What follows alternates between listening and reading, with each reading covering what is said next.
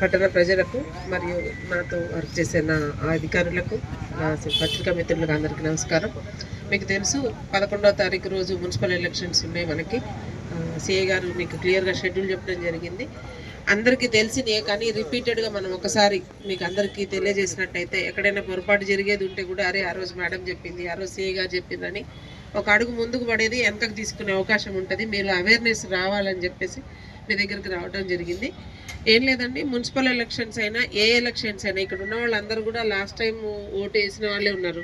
ఇక్కడ ఏమైనా కొత్త పిల్లలు ఉన్నారా? న్యూలీ ఓటింగ్ వచ్చిన వాళ్ళు. సో అదే అందరికీ తెలుసు, ఓటు వేసుకునేటప్పుడు మోడల్ కోడ్ ఆఫ్ కండక్ట్లో కొన్ని రూల్స్ రెగ్యులేషన్స్ అయినాయి.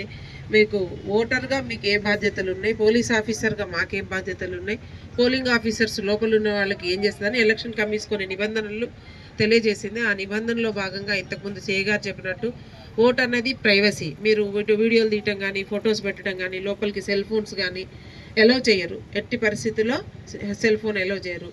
తర్వాత 9th రోజు ఈవినింగ్ 5 o'clockకి క్యాంపెనింగ్ క్లోజ్ అయిన తర్వాత ఎవరైనా కానీ క్యాంపెనింగ్ చేసినట్టయితే చట్టరీత్యా చర్య తీసుకోబడుతుంది. అట్లాగే ఫ్రీ ఫెయిర్ ఎలక్షన్ జరగాలి అంటే ఎటువంటి ప్రలోభాలకి లొంగకుండా ఓటరు తన యొక్క ఓటుని కాస్ట్ చేసుకోవాలి. ఆ క్రమంలో ఎవరైనా మిమ్మల్ని ప్రలోభ పెట్టి మీ ఓటు వేయటానికి మీకు లంచం ఇవ్వటానికి చూపించినా, లంచం ఇచ్చినా తీసుకున్నా, అంటే ఓటుకి 500 ఓటుకి 1000 రూపాయలు ఇస్తా నాకే ఇవ్వాలని ఎవరైనా కానీ మీకు ప్రలోభ పెట్టినట్టయితే ఆ ప్రలోభానికి మిమ్మల్ని గురి కాకుండా చూసుకునే బాధ్యత మీ మీద ఉంది. మీరు కంప్లైంట్ చేసినా లేదంటే ఇతరుల ద్వారా మా కంప్లైంట్ వచ్చింది అనుకోండి, మీరు ఓటు వేయడానికి డబ్బులు తీసుకుంటున్నారు, మీ మీద కేసు అవుతుంది, ఇచ్చిన వారి మీద కూడా కేసు అవుతుంది. ఇక్కడున్న మీ యొక్క పట్టణ వాళ్ళకి ఎవరైతే కాంటెస్ట్ చేస్తున్నారో వాళ్ళకి కూడా తెలియజేయాలి. ఏమనంటే ఎవరైనా కానీ మేము బ్రైబు ఇచ్చి ఓటు అడుగుతున్నారు అనేది పోలీసు నిర్ధారించి శిక్ష పడినట్టు మేము కేసు పెట్టి అదే కోర్టులో రుజువు చేయగలిగి కోర్టులో కానీ శిక్ష పడినట్టయితే ఆ ఎన్నిక కూడా ఫెయిల్ అవుతుంది. ఎన్నిక కూడా కోర్టు నుంచి శిక్ష పడితే ఆ ఎన్నిక కూడా క్యాన్సిల్ అయ్యే అవకాశం ఉంటుంది అనమాట. సో ఇది చాలా మీకు అందరికీ కూడా తెలియాలంటే ఇదంతా కూడా మన ఎన్నికకే ముప్పు కలిగేది కార్యక్రమం కాబట్టి ఇట్లాంటి ఓటు వేయటానికి డబ్బులు తీసుకోవటం కానీ డబ్బులు ఇవ్వటం కానీ నేరము. ఆ తర్వాత 100 మీటర్ల తర్వాత 200 మీటర్స్కి మీకు ఒక లైన్ ఉంటుంది, ముగ్గుబోసు ఉంటుంది. ఎవరు కూడా 100 మీటర్ల లోపుకి ఎవరు కూడా బండి తీసుకొని రాదు. 100 మీటర్ల అవతల మీకు బండ్లు పెట్టుకోవచ్చు. క్యాంపెయినింగ్ అనేది ఎవరు కూడా అక్కడ చేయకూడదు. మీరు ఎవరైనా మీకు సంబంధించిన ఏజెంట్స్ కానీ ఎవరైనా కానీ మీరు వెళ్ళినట్టయితే మీరు ఆ రోజు మీకు పోల్ చిట్టీలు కూడా మొత్తం ప్రభుత్వం వాళ్ళే పంచుతారు మున్సిపాలిటీ నుంచి. పంచని వాళ్ళకి ఎవరైనా కానీ మీ తరఫు నుంచి పంచాలనుకుంటే ఒకరు ప్లస్ ముగ్గురు ఒక క్యాండిడేట్కి 3 మనుషులు ఒక చిన్న గొడుగు వేసుకొని 200 మీటర్స్ అవతల కూర్చొని వారు ఓటర్ స్లిప్స్ ఎటువంటి రంగులు లేకుండా ఎటువంటి పార్టీ గుర్తులు లేకుండా వైట్ పేపర్ మీద వాళ్ళ యొక్క నంబర్ ఇచ్చి వాళ్ళ పోలింగ్ బూత్ ఇచ్చి మీరు పంచుకోవడానికి కూడా ఓటర్కి ఎలక్షన్ కమిషన్ నిబంధనల ప్రకారంగా పంచుకోవచ్చు. అవన్నీ కూడా మీకు క్లియర్గా ఎక్స్ప్లెయిన్ చేయడం జరిగింది.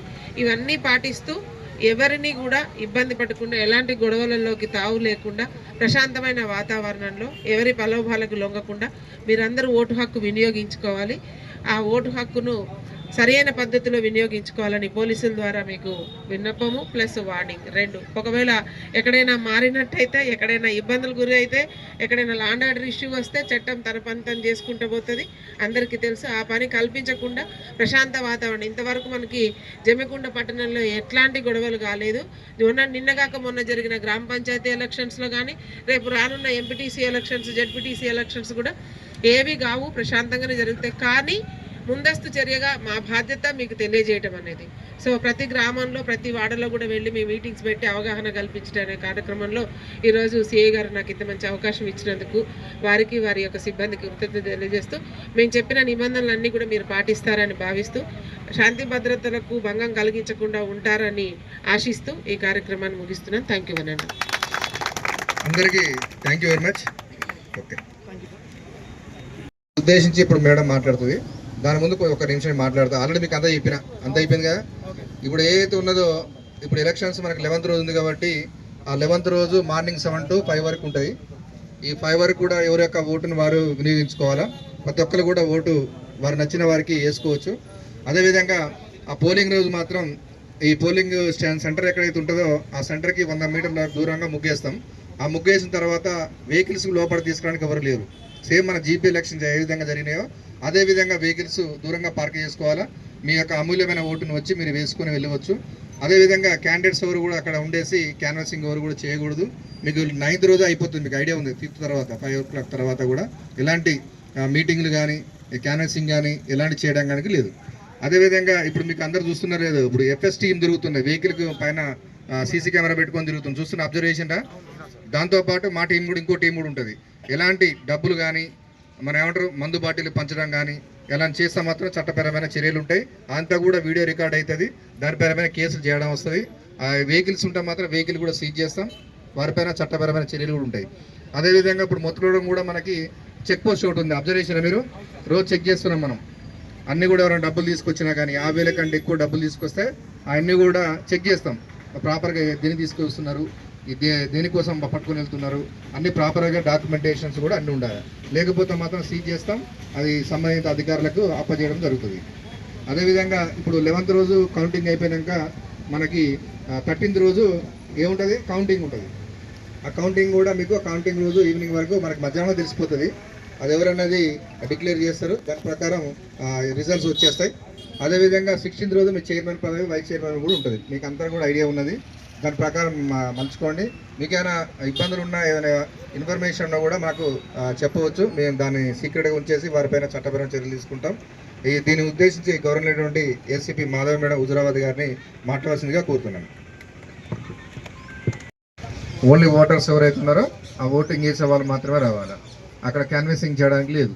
క్యాండిడేట్స్ వచ్చి అక్కడ మన ఏమంటారు నాకు ఓటు వేయండి, ఈ ఓటు నా ఓటు అనుకుంటా చేయొద్దు. చేస్తే చట్టపరమైన చర్యలు ఉంటాయి. ఓకేనా? ఆ ముగ్గేసిన లోపు ఎవరు కూడా గుమ్ము కూడా ఉండకూడదు. ఓటర్స్ ఒక్కడే ఓటు వచ్చి వాళ్ళకు ఎవరైతే నచ్చిన వరకు వారు వేసుకునే ఓటు ప్రశాంతంగా వెళ్ళిపోవచ్చు. ఓకేనా?